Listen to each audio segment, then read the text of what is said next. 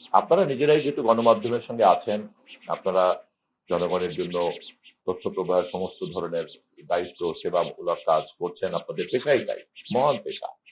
এবং আপনাদের পেশা একদিকে যেমন সংবাদপত্র শিল্পের মালিকদের দ্বারা আপনাদের চাকুরি নিয়ন্ত্রিত হয়, আবার অপরদিকে পাঠকরা আপনাদের কাজের মূল্যায়ন করেন।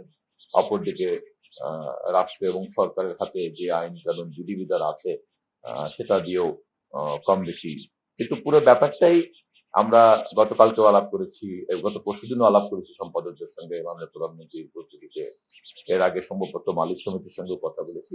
আমরা সকলেই একমত যে গণমাধ্যম ব্যবস্থাপনার ক্ষেত্রে একটা একটা অরাজকতা বিরাজ করছে এবং সকল অংশীদাররাই একমত যে আমাদের সকলের সর্বসম্মতভাবে এখানে একটা গ্রহণযোগ্য একটা রেগুলেশন থাকা দরকার, নট নিয়ন্ত্রণ, রেগুলেশন, যেটা আমাদের সকলের স্বার্থকে সংরক্ষণ করবে।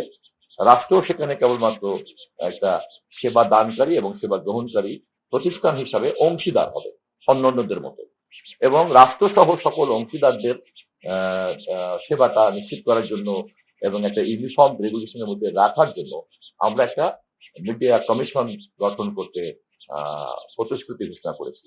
আমাদের প্রধানমন্ত্রী জনাব তারেক রহমান আমাদের নির্বাচনী ইশতেহারে এবং আমাদের তৎপূর্বে আমাদের ৩১ দফার যে রাষ্ট্র মেরামতের কর্মসূচি, সেখানে আমরা সুদৃঢ়ভাবে এটা বলেছি। আমরা এখনো সেই লক্ষ্যে ধাবিত হতে চাই।